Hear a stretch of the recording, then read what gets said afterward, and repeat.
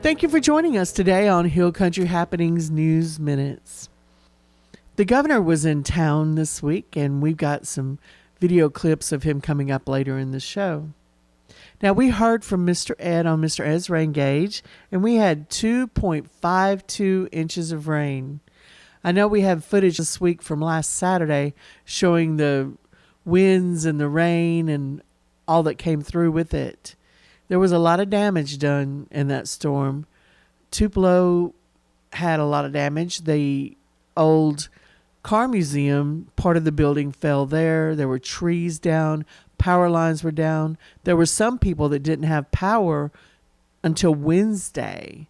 Now, you might remember in 2016, New Albany hosted the Lt Amp series, where we had several weeks of musicians to come in and entertain us for free down at the River Stage. Well, it's that time again where New Albany is now in the running to begin a second time that we can get this for a 10 to 12 week free live music series at the Park Along the River's River Stage. Now, this is sponsored by the Levitt Foundation, a national foundation dedicated to strengthening the social fabric of America through free live music. New Albany hopes to qualify as one of the top 25 finalists competing for the 2020 Lt Amp New Albany Grant Award. Now, the Grant Award is an exciting matching grant opportunity created by the foundation to serve small to mid-sized towns and cities with a population up to 400,000. Now, the grant recipients will each be awarded $25,000 in matching funds to produce their own Lt Amp music series, which is the free outdoor concert. The lineup of musicians comes from the diverse lineup of professional musicians that Lt Amp provides. Now, for New Albany to get this, we have to have community participation to get as many online votes as possible to bring the concert to our town. The number of online votes received will be one of the key factors considered when the Levitt Foundation determines who gets the grants. Now, you can sign up and vote at levitamp.org/vote. Online voting opens November the 1st and ends November the 20th at 5 p.m. Pacific Standard Time. Now, once the 25 finalists are selected through the online public voting, the Lt Amp will review them and select the 2020 winners, which will be announced on December the 20th. Now, Miss Billie Jean, the New Albany Main Street Director, and her assistant, Tracy Venisi, are very excited to be in the running for another free music series. Our goal for the second round of the Lt Amp New Albany Grant Award Series is to foster positive community gathering. When writing the grant, we investigated the benefits of live music experiences in the community, Venisi said. Music is a powerful medium that can facilitate social change. Music-based events promote inclusion and can lessen anxiety in social settings. From singing happy birthday at a child's birthday party or dancing with others at a wedding reception, music enables positive shared experiences. Now, it is important for you to help us spread the word for people to get online and vote. We would love to see this music series back in New Albany. It was so much fun the last time. And it was everything from blues to Christian rapping. There was country, there was bluegrass, there was blues, there was folk music. It was such a diverse group of people. Now, we hope you will tell your family and friends to go online and vote. Probably do it on your smartphones or your computers or your tablets. So we hope you will help us get the word out. Did you know that you can receive email from Representative Trent Kelly and also Senator Roger Wicker? Well, Mr. Kelly's newsletter had lots of different subjects going on in it, but one that he is very proud of is called the Sergeant First Class Sean Cooley and Specialist Christopher Horton Congressional Gold Star Family Fellowship Program Act. Now, over the past year, Representative Kelly has been humbled by the strength and conviction of the Gold Star families. Now, he believes there is no greater responsibility as a member of Congress than ensuring that our servicemen and their families are appropriately cared for. With the passage of House Resolution 107, the voices of our Gold Star families can now take their rightful place in all 435 congressional districts throughout our nation, and with them the legacy of those fallen will continue to live on, Representative Kelly said.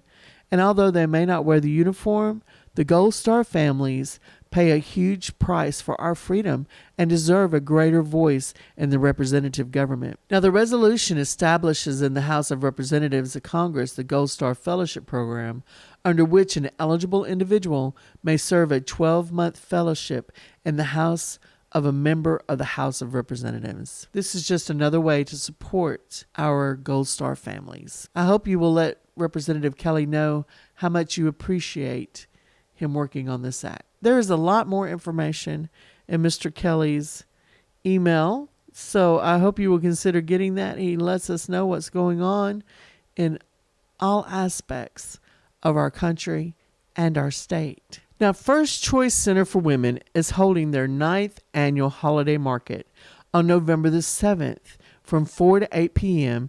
at the New Albany Presbyterian Church. Now, this is a holiday market and silent auction showcasing vendors' booths from area merchants. Now, it's free admission, and they will have grilled hamburgers, chips, and drinks for you to purchase there from 4 to 6:30, and then they will start the silent auction. You can also have pictures made with Santa. Now, each year, the Tim Tebow Foundation has a Night to Shine. Now, this is a prom for people with special needs. Hillcrest Baptist Church will sponsor it this year, and they are looking for volunteers. Now, you have to sign up, and you have to pay $10 to volunteer, because there has to be a background check done, because this is all done in a legitimate way. There's lots of security, but there's also lots of fun. If you know someone with special needs, you can contact Hillcrest Baptist Church and find out when it's going to be in February. That's when the Night to Shine event is in February. It is always so much fun. There's a night of dancing and fun, and everybody just gets to walk on a red carpet. It's great. We hope you will consider this. The Union County Heritage Museum has an event coming up on November the 8th from 6 p.m. to 9 p.m. It is free to the public. It's called Wine, Cheese, and Eden Brent. Now, this is the close of the Cast of Blues exhibit, and they're going to have a free concert with Miss Eden Brent. She sings and plays blues and sophisticated jazz and everything in between. Also, at the museum, they're going to be having their Holly Jolly Art Affair on November the 23rd, 2019. Now, this is from 10 a.m. to 3 p.m. The location is at the museum. They're looking for vendors right now. They're going to have a 6-foot space where you provide your own table, and the vendor cost is $20. They hope patrons will come out to the Holly Jolly Christmas Art Affair. And New Albany has a holiday open house coming up on November the 10th from 1 to 5 p.m. Now, this is a Sunday afternoon. This is to kick off the holiday season by joining the Main Street member shops and restaurants for some holiday Sunday strolling, shopping, and dining. There are a lot of great deals, fun giveaways, and surprises. Now, as some of you may know, Hill Country Network has our own news site. It's called HCN Today. We had several stories come up this week, and here are a few. The Mississippi Department of Health is reporting its first laboratory-confirmed case of the flu for the 2019-2020 flu season. The case was reported in a child under the age of 18. Now, while flu cases have been diagnosed and treated by healthcare providers throughout the state already this season, this is the first case confirmed by the laboratory. While last year's flu season was not particularly severe, there were still 116 pediatric flu deaths nationwide, including one child here in Mississippi, stated the Mississippi Department of Health's Dr. Paul Byers. Nationwide, the 2017-2018 flu season killed 183 children, 3 of whom were in Mississippi, and an estimated 80,000 adults. Influenza is a serious illness and should not be taken lightly. They recommend getting vaccinated now before the flu peak season. Influenza vaccines is especially important for young children, pregnant women, and those over 65, and those with an underlying health problem. The vaccine is the best way to protect both children and adults from serious complications such as hospitalization and, in many cases, death. Adults who are uninsured or underinsured who meet a certain high-risk criteria qualify for an adult flu vaccine at the county health department clinics. Flu shots for insured adults are now widely available through private physicians, pharmacy, and retail centers. Some of the most common flu symptoms are fever, cough, sore throat, muscle and body aches, and fatigue. Most people recover from the flu without complications, but nationwide there are up to 200,000 hospitalizations from flu each year. While getting vaccination is the best protection, basic infection control measures can also reduce the spread of the flu. These include covering your mouth when you cough or sneeze, staying at home when you or your children are sick, and washing your hands frequently. The New Albany Elementary School chose their October Employees of the Month. They are Christy Littlejohn, Kayla Rakestraw, Melissa Glasson. Congratulations, ladies. Now, New Albany held their annual beauty review on October the 26th. Lexi Kent was crowned Most Beautiful, and the beauties include Catherine Littlejohn, Isabella Aldridge, Cameron Stout, and Leah Robbins.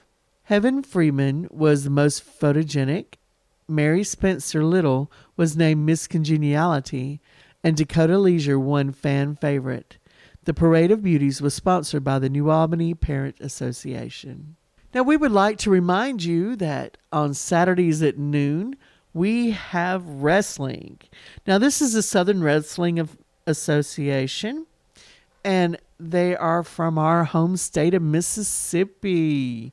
Now, they're from Southern Mississippi. We have partnered up with them. We hope to have them in the New Albany area soon. Now, each month, New Albany Elementary School has Citizens of the Month. Each month, a Citizen of the Month is chosen from each homeroom at New Albany Elementary School. This student is the one who exceeds school-wide expectations. Now, the first picture is the K through second grade, and the second picture is for the third through the fifth grade. Now, if you have a small business and you're interested in networking, there is a Dinner and Dialogue Relationship Seminar coming up on November the 15th, with Part 2 November the 23rd from 6:30 to 8 p.m. Join them for food, fellowship, and conversation about developing strong and wholesome relationships. Part 1 will be held at Sydney's Grill and Catering. Attendees may purchase food, and then Part 2 is on the 23rd. It's at 18 East Marion Street in Pontotoc. Now, this is for North Mississippi businesses, and it is led by the Bond Business Group. It's also sponsored by us and by Jules Mentoring. We hope that this is of an interest to you, that you will come. There has been an addition to the ACT 30 Plus Club. New Albany High School presents the t-shirts to Kayla Dowell and Reed Peeps on the 29th for their recent success of the ACT. Students who have a composite or subscore of 30 or more on their recent ACT are inducted into the club. More than 165 students have become members of the ACT 30 Plus Club since its creation in the fall of 2009. Congratulations! Now, on October the 11th, there was I'm sure I'm going to pronounce this wrong, but y'all can help me out, Yoshino cherry tree that was planted in memory of Lisa Mitchell, an administrator in the New Albany School District for many years. This tree was planted at the New Albany Elementary School. There were several family members, friends, and administrators and teachers that attended the ceremony. In this picture, you can see school nurse and health service coordinator Tammy Reeder with the trees in the background. And Northeast Mississippi U.S. Dance Chapter hosts free Monday night ballroom classes. This is a beginner's ballroom dance. It's not too late to join in. Now at 6:30, they'll be practicing for a group dance that will happen on December the 20th at the Christmas dance that Chapter 6125 will hold. But every Monday night at 7:30, the USA Dance North Mississippi Chapter 6125, there are free regular Monday night lessons that have been moved to 7:30 until through December. They want you to come and join. If you've always wanted to learn ballroom dancing, or you already know ballroom dancing and want a place to come and dance and just practice on your steps, please come on Monday nights to the Community Center here in New Albany. Now, this is open from people from Pontotoc to Ripley, Tupelo. They've even had people from Memphis to come on these Monday nights. Now, this Monday night on November the 4th is the Country Two-Step. So if you need to brush up on your two-step, come on out at 7:30. Free mini lessons being given at the Community Center here in New Albany. Now, we thank you for joining us here today on Hill Country Happenings News Minutes. We're on all the social media, so please find us on Twitter and Instagram and follow us there. Go to our Facebook page and like and follow us, because there are lots of things that we post on our Facebook page. We might have some public service announcements. We might have some pop-up of some people saying hi. Go to our Facebook page and like us. Also, please go and subscribe to our YouTube channel. We post all of our original programs like The Pat and Allen Show, Meet My Mississippi, Let's Talk. Are y'all aware of Let's Talk? Let's Talk is a panel of 4 women who talk about issues that affect women and their families.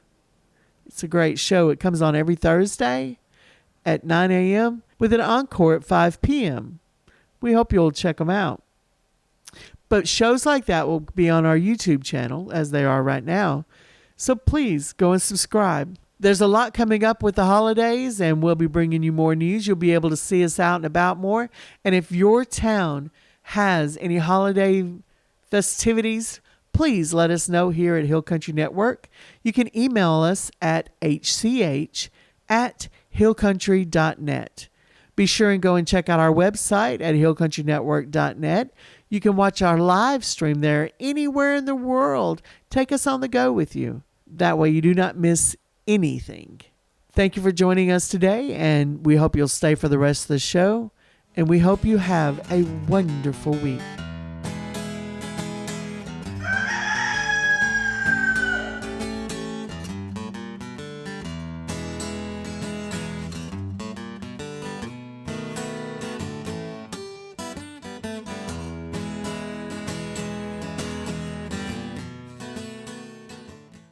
Y'all, thank you for being here. I'm Lucian Smith. I'm chairman of the Mississippi Republican Party, and we're very happy to be here campaigning on behalf of the Republican ticket. I want to take a minute to thank Sue and thank Clay Hardy for helping put together today's event. The party is strong because of local activists we have who work so hard to build it up. But today's an important day. We've got great candidates from the top of the ticket all the way to the local level, and I want to take a minute to recognize the folks who are running Republican here in Union County. Now, some of them are working today. It's a Friday, and they have jobs, which is a good thing. You would hope your politicians would more often than not, and that's a lot more true on the Republican side than it is the Democratic side. So, William Kidd is our nominee for sheriff. Jerry Burke is a Republican nominee for supervisor. P.J. Dole for constable, who switched over to the Republican Party. Jim Gann, also running for supervisor. C.J. Bright, Republican supervisor. Junior Courtney for supervisor. Joe Davis, county attorney, who switched over from the Democratic Party. Annette Hickey for chancery clerk. Ben Creekmore, the district attorney, who switched over to us. Representative Massengill, a longtime Republican. Ben Suber, our candidate for Senate. Sam Creekmore for House. Kathy Chisholm, And I want to thank every one of these candidates for running on the Republican line. It's a dear friend of mine, Mr. Vice President. How are you? He said, Phil, I'm looking forward to coming down there on the 5th. I'm going to be here Monday on the 4th. That's right, on the 4th of November. We're going to help not only Tate Reeves get elected governor, but we're going to make sure we got an agriculture commissioner and a treasurer. We're campaigning for Republicans up and down the ticket. And the men and women you see here are very courageous. Because, you know, Democrats can be a little mean-spirited. Oh yeah, they're loving and they take care of everybody. They want to have diversity. You heard that word, haven't you? Oh yeah, diversity. And that means that sort of the stranger you are, the more diverse you can be, the more they want to love you. Yeah. But if you say, you know, I just want to protect my family with the Castle Doctrine. Y'all hear what Jim Hood said about the Castle Doctrine? Yeah. He said that was a testosterone-driven law. I guess when Cindy Hyde Smith was in the Senate at that time and voted for it, she didn't know she was testosterone driven. This is what this man does when you're not watching him. He said we had to reduce budgets a couple of years. We had to reduce budgets at Ag Committee, at the governor's office, and said, I'm going to take my cut just like everybody else. That's before we got all these jobs and all this money started flowing in. Jim Hood got up and said, those Republicans, they don't know what they're doing. Why, cutting my budget, it was like when the crowd said, crucify him, when they called for the crucifixion of Jesus. Jim Hood compared the cutting of his budget to crucifying the Lord. And then he said, don't be hoodwinked. No, don't be duped. Hoodwinked's my word. Duped. Don't be hoodwinked. He said these Republicans have duped religious leaders and religious believers across Mississippi. They came out and said, we've got to protect your religious freedom. Well, the reason we had to do that is the city of Jackson was about to pass an ordinance that said if you don't, as a baker, as a photographer, as anyone, if you don't involve yourself in something your religious beliefs are totally against, if you don't do that, we're going to take your license away from you. We'll close your baker down. So we had to pass a law that said no government can't come in and take your religious freedoms. And your candidate, well, the Democrats' candidate for governor said we duped the religious people of the state of Mississippi. What an insult. Like we weren't smart enough to know what was going on. We didn't know that we needed our religious freedoms protected. This man cannot become governor. I've been governor 8 years. Now, I know a lot of you are nice enough to say, I wish you could run again. I politely say, no, thank you. But you know, thank you very much. And I tell people, if you want to do this job more than 8 years, you need to see somebody about it. It is the most rewarding work of my life, but it is challenging. Tough decisions have to be made. Appointments, as you heard earlier, I've appointed 4 members of the Mississippi Supreme Court. 4. Had the great opportunity of appointing Andy Gibson, Ag Commissioner. Had the wonderful opportunity of appointing Cindy Hyde Smith to the United States Senate. Now let's just say, for some reason, that one of our senators said, I've got to come home, I've got to retire, I'm leaving the Senate, like Thad Cochran did, or Trent Lott before him. Who's Jim Hood going to appoint? Well, I saw he was endorsed by the guy that ran against Cindy Hyde Smith, that liberal Democrat. I would just bet he might be appointed United States Senator if Jim Hood gets to be governor. So when you go out in your community with these courageous men and women that took on, I'm sure, very difficult challenges to be Republicans running here in New Albany and this part of the state, and you hear people say, well, I know Jim, I like Jim, I'm going to vote for Jim. You ask them about Hillary Clinton. So, would you vote for Hillary Clinton? Oh, I bet they'll say, oh no, did you vote for Barack Obama? Never. Well, he did. Jim Hood did. He supported them. He made sure they were going to be the nominee. He tried to do everything in the world he could to beat Donald Trump and allow Hillary Clinton, who he says has the heart for Mississippi. I'm not sure she's got a heart. I'm going to go ahead and just say that. And everybody will get mad, oh, I mean-spirited about that. Look, that's what this man truly is. That's what he does. That's what he believes in.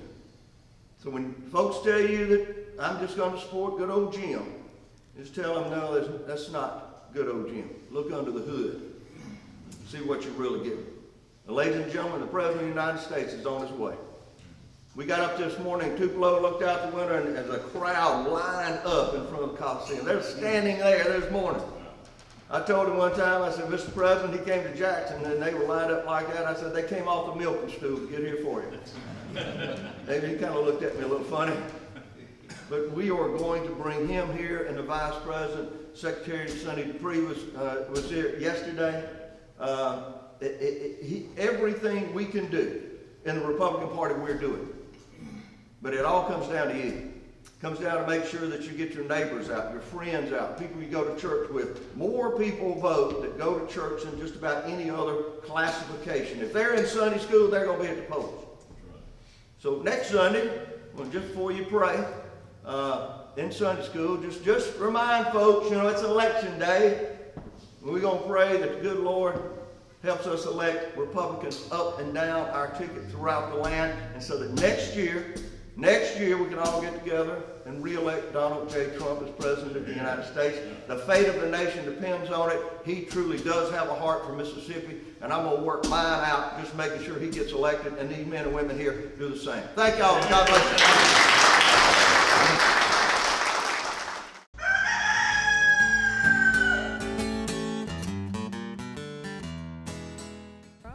I'm Joe Gambrone. I'm from Vicksburg, Mississippi. I'm Josh Eats. I'm from Cleveland, Mississippi. And Chuck Barley from St. Joseph, Louisiana. How did you hear about the trail? Well, I've known about it for a while, and I've ridden the Longleaf a couple times, and we wanted to come up and ride the Tanglefoot. So we already kind of researched it out and wanted to have a little fun. We started in Houston and came back up here and heading back to Houston. I heard about the trail when I lived in Boonville a few years back. A couple people told me about it, and this past year, this is my third time riding it this year, and it's a fun trail. I just found them, and I decided to start riding. No, actually, some friends of ours came up here, and they try to stay in bed breakfast and try to support it, whether it be in New Albany or any of the small towns around here. And I tried to get down in Houston, and the Sweet Potato Festival got in the way in Vardaman. They were booked. Yeah. So we drove up. This is my first time. Cool. What did you think about it? I think it was good. Yeah. Down toward the Houston end, there needs to be a little debris removal right now. I think y'all have had some storms. Oh my God. Yeah. But up in this, from here, for about 35 miles, we're good. Both of us. I'm Jim Hill from Gardendale, Alabama. And Robin Hill from Gardendale. And what brings you to New Albany? Well, we have through our church, we have a small group that does bike riding, and so we came over here to ride the trail. We're going to do about, how many miles, Marty? About 38 miles, part today and part tomorrow. So we're spending the night here tonight.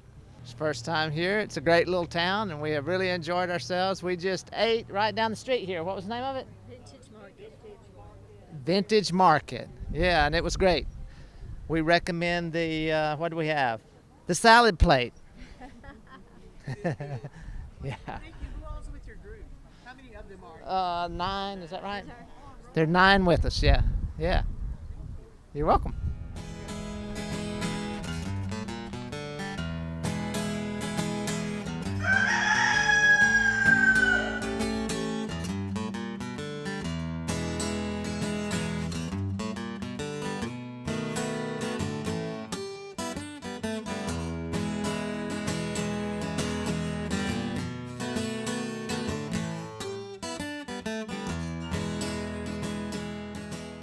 Well, I will tell you, this is a very important election on Tuesday. I'm hopeful that everyone goes out to vote. The reality is we have men and women in military uniforms all across the globe that are defending our democratic society and defending our right to vote, and we owe it to each and every one of them to go vote.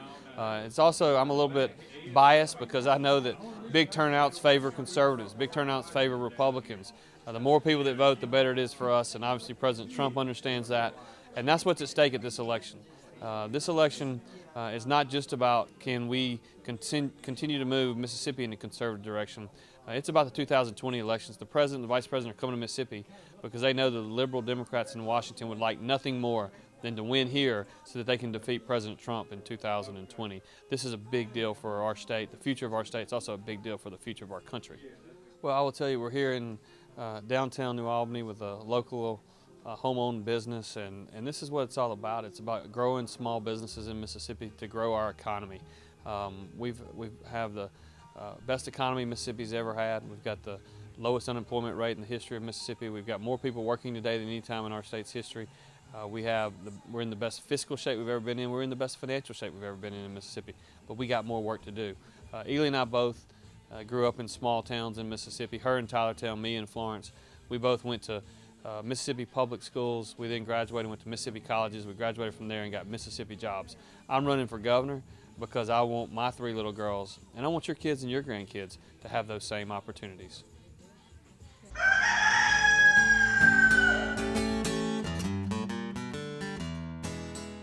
Good afternoon, everyone. I'm Rosalind Clark, and I'm here to thank you for coming out to spend time with us at Healing Our Mississippi Everyone Home. Jean Ashcraft and I would like to welcome you here to the Hill Country Network spot. We have today Dr. Joe Edd Morris. He is a psychologist in private practice in Tupelo, Mississippi. I know Dr. Morris because he was my Psych 101 teacher. And I obviously enjoy psychology because I got an A in the class. And I tend to use it frequently. I analyze everything, I discuss everything based on Maslow's hierarchy of needs, because I think that most nurses love care plans, but we appreciate knowing the diagnosis. And with Maslow's hierarchy, the diagnosis tends to come out, am I right? Because we're trying to focus on mental health, because healing Mississippi is going to require a whole lot of mental healing because we have a lot of fear. So I'm going to stop talking and introduce you to my Psych 101 instructor, Dr. Joe Edd Morris, and he's here to talk with my mentor. So, Mr. James Howard Meredith, enjoy Dr. Joe Edd Morris's information and sharing. Thank you, Dr. Morris. Well, it's an honor to be here for a lot of different reasons, but mainly to be here on the same stage with one of my heroes is quite an honor for me to have that experience. I am standing right now on the stage in the auditorium that was my Saturday babysitter. On Saturdays when I was growing up in New Albany, a lot of people came to town. My parents had a jewelry store downtown. It's now a little fast food restaurant. And my mother gave me a quarter at 10:45 and told me to go to the theater. We called it the picture show. And we were to stay there until 9 o'clock at night, my brother and I. So we were in this theater from 11 o'clock in the morning until 9 o'clock at night. And after I had seen all the serials and Movie-Tone News and the two movies, you can imagine what kind of doubling I got into to make it last until 9 o'clock at night. And by the way, later I became a psychologist, so I had a lot of training.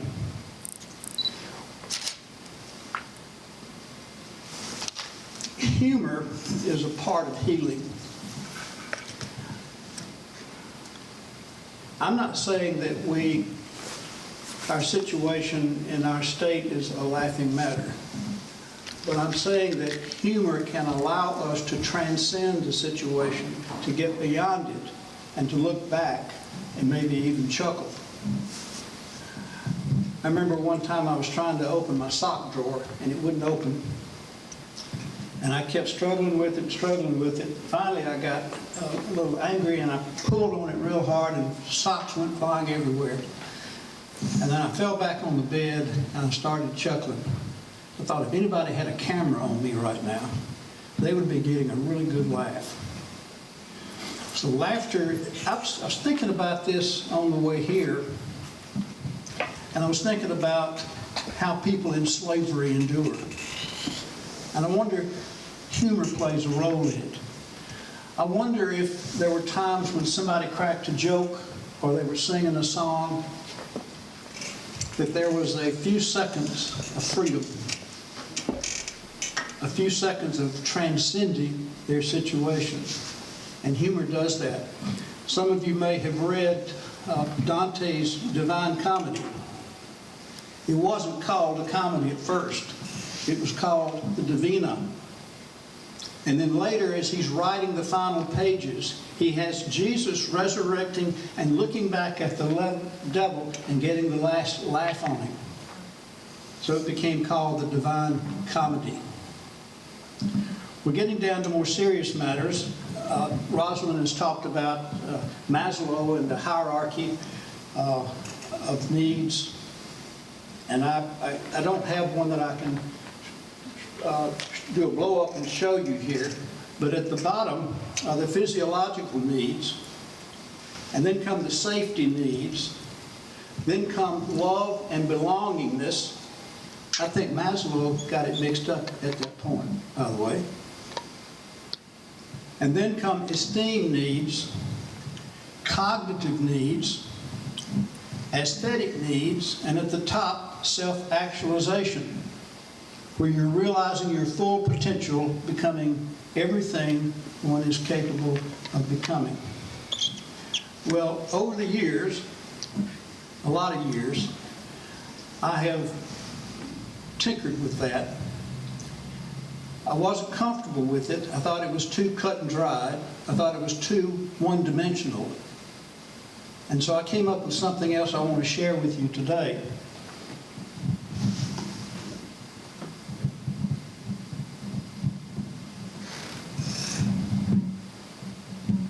We all have needs.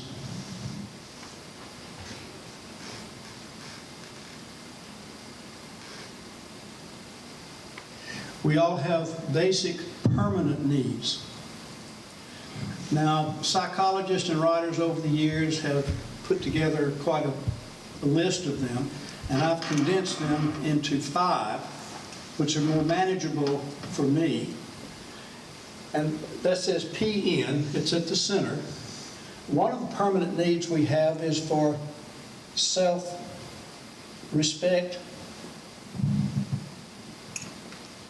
This might fit in Maslow's esteem needs. We have the need to like ourselves. We have the need to feel good about ourselves.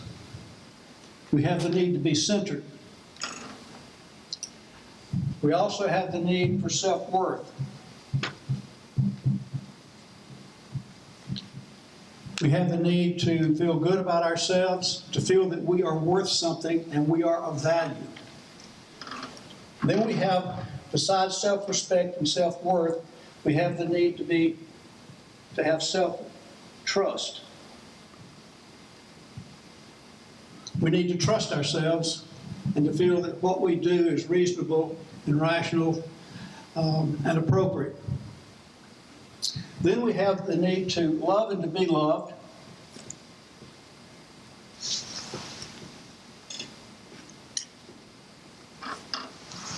And we have the need to be successful, however we might interpret that. My handwriting is a little better than that, but this board's a bit shaky. Now, that's good. Basic permanent needs. Self-respect, self-worth, self-trust, to love and be loved, and the need to be successful, however we might define that. But then problems develop. These are great permanent core needs. But then we have perceived needs.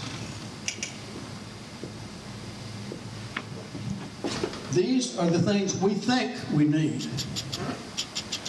Now let's go back at our checklist over here. Let's look at self-worth. There's a person who is on a diet, and they go to their grandmother's for Sunday lunch, and she's got the favorite cake, caramel cake. And they're on this diet, but they see that caramel cake and they think they need that caramel cake. But if they eat that caramel cake, they will diminish the need to have self-worth. Let's take another one. The guy that needs to feel he's worth something, so he goes out and buys a Jaguar convertible and rides around town and looks like he's worth something. The problem is he can't live in that car. He's got to get out of it.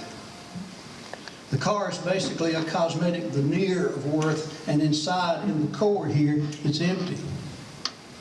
But he thinks that's creating self-worth for him. And you can think of multiple examples beyond that one example of things that we do to make us look like we're worth something. And the need to self-trust. You can go back to the caramel cake. If he eats that caramel cake, he's diminished his self-trust. He's diminished his love for himself and to be loved, and the need to be successful on his diet. In other words, these little 5 permanent needs can serve as a checklist for decision making, that any time we have a decision to make, is it going to increase self-respect, self-worth, self-trust? Am I going to love myself more, love others? Are they going to love me more? Am I going to be successful in whatever I'm endeavoring to do? Now you might ask, Mr. Meredith, what does this have to do with the needs of Mississippi? But I'm getting there. I'm laying the foundation. Besides perceived needs and permanent needs, perceived needs and permanent needs yield to values. These are the things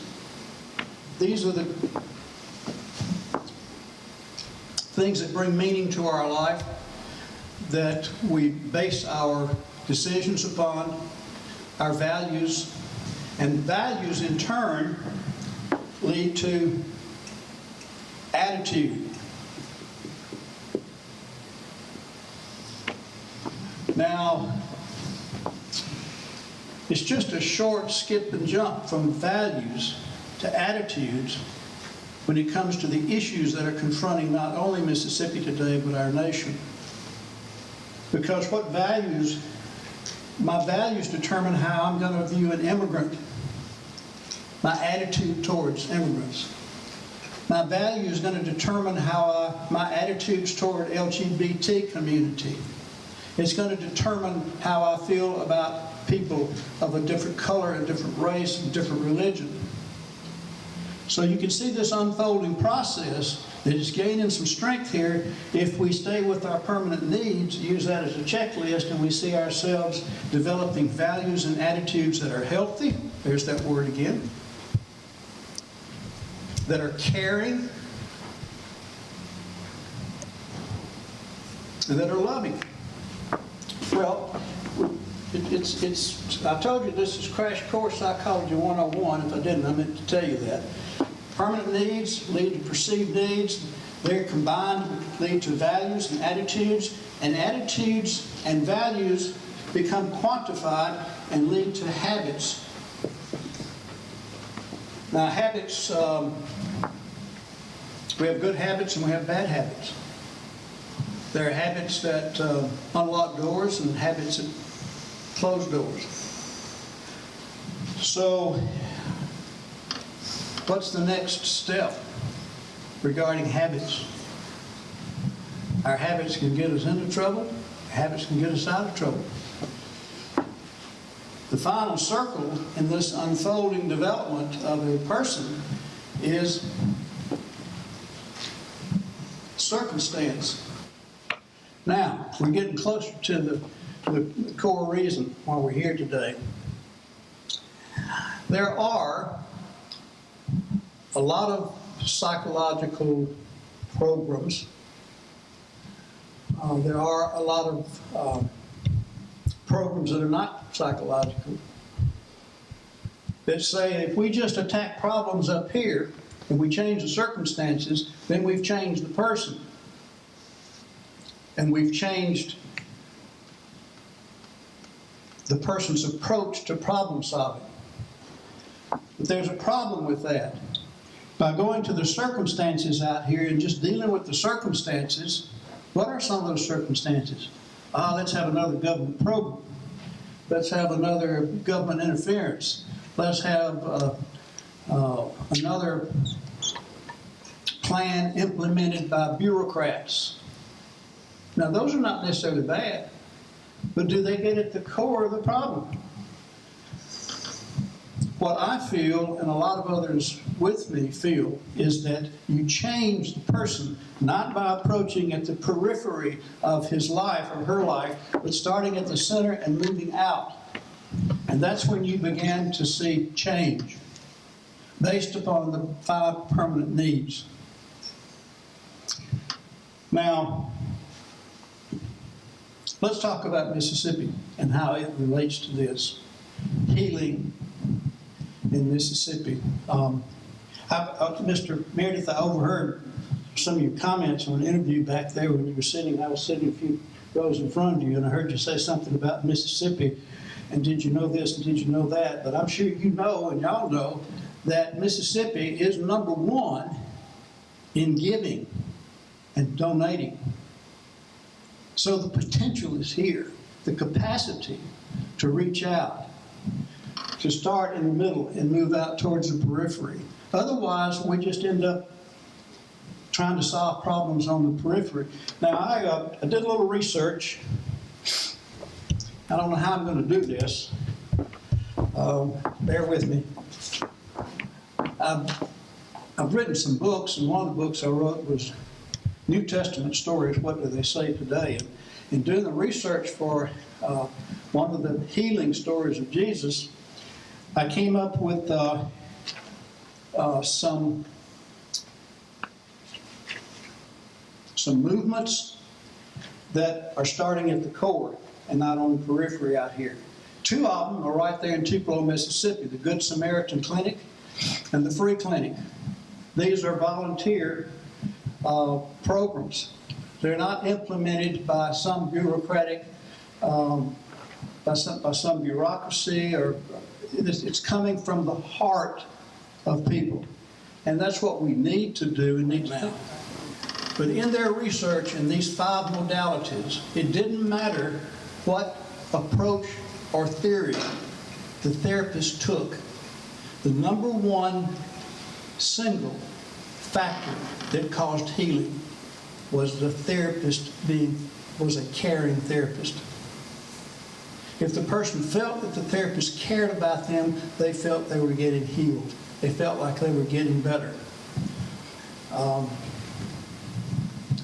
There's a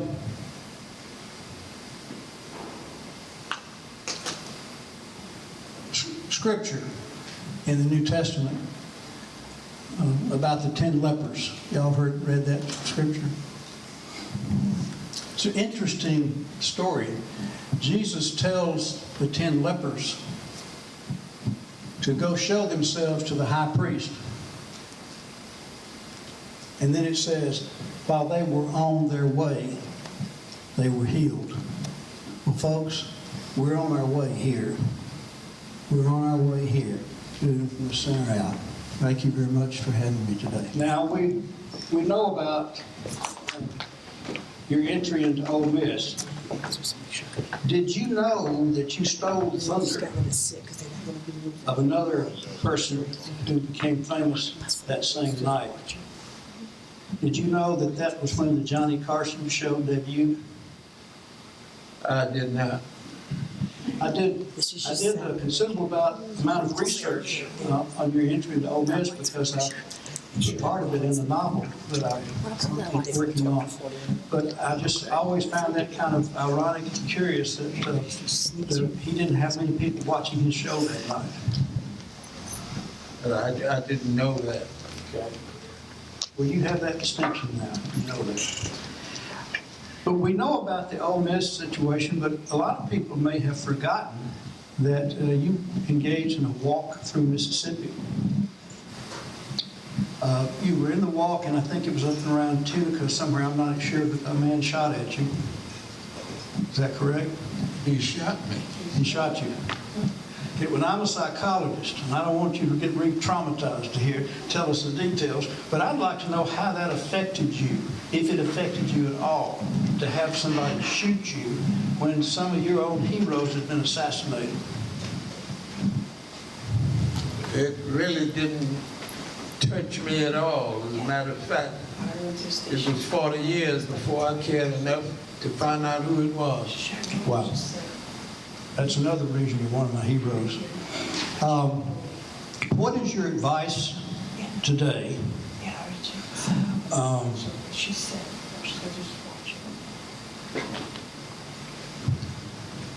to those today whose civil rights are being adversely affected And I'm talking about the LGBT crowd. I'm talking about immigrants and also the racial and religious problems. What is your advice today to these people who are being affected, their civil rights are being affected, endangered, and threatened? Basically, I think there's only one solution to all of the problems of the Western Christian world today, and that's God's plan. And as indicated through His Son, Jesus Christ, and the teachings of Jesus Christ, is, in my view, the only answer to our problems that will work. When you get a chance, I had a question about your earlier comments. Sure. That caught my attention. Go ahead. You said what I've heard a lot of times, that Mississippians give more than any other people in the United States. Do you, is there a psychological theory as to why that is? I think, I'm prejudiced. I think Mississippi is a special place. And I think if we went back through the layers of history, we would find, embedded in that layer, we would find great people who broke the norm. For example, Lucius Quintus Cincinnatus Lamar was my great-great-uncle. He freed his slaves before the Civil War. And there are others that we can think of. I mean, Fannie Lou Hamer and some other great Mississippians, white and black. I just think, I don't know whether it comes from our rural values, I don't know whether it comes from our Christian values, and it's probably a mosaic and a combination of all of the above. But to me, Mississippi is just a special place that cares for people. You talked about New Albany. I grew up in New Albany, and this was in 1950, in the 1950s, and I went with my mother. So she was, her Sunday school teacher was Marjorie Houston, who was a prominent figure, and then there was another Mary Hall. These were progressive thinking women who had Christian principles attached to their social theories very strongly. And I remember my mother one day, a lady saying to her, said, "Oh, this integration is wrecking our Southern way of life." And my mother looked at her and says, "Catherine, there is no Southern way of life in heaven." And I heard these kinds of things a lot. So I probably rambled more than I meant to here trying to answer your question. And I bet you got an answer to that question too. Well, I don't. It's just that I've always been concerned as to why that would be. And I thought that you might have had a theory, or that some psychologists might have had a theory. I've heard it a lot. Well, you're going to have an opportunity to be with another psychologist tonight. Her name is Jennifer Carroll, and ask her that question. Well, thank you. Yeah, I wish you would. Okay, if you could summarize, by the way, back in the dealing with how civil rights are being violated today, in my opinion, a Samaritan today can improve on that, sir. I got this question. That day at Ole Miss, when you crossed that line for freedom and for people of color at Ole Miss, can you, in one word, tell us how you felt that day? I can tell you what my God asked. Why you wait so long? But one word, you got. Well, why? Now today, looking back on that, what's your reflection of it in one word? My father always said the two greatest wastes of time was regretting the past and worrying about the future. I know it's more than one word. There's several good words. Thank you very much. Now, aside from Ole Miss, and I may be mentioning it too much, but what is the most meaningful moment in your life to this point? Stop lying to God, like I did most of my life. Every morning I woke up and told him I was going to do his will this time, and every night I went to bed having not done it. Having done, not only not done his will, but did what James Meredith wanted to do. Who is your hero? My dad, and I'm being nice. Your what? Because it's between my daddy and my mother. Ah. But you got two heroes. All right, one last question. What do you do for fun? Don't believe in it. Okay, let me try that. Let me try that. The reason is, life should be fun. I was taught that everything you do should be fun. And most of my life, I wondered why my brothers and sisters who grew up in the same house hated Mississippi, hated the sun, hated working in the field, and I loved it. Well, do you read? Do you read much?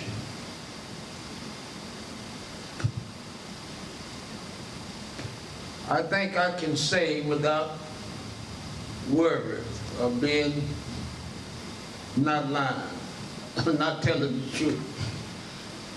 I don't believe anybody has read as many books. I know nobody's checked out as many from the libraries in the last 50 years as I have.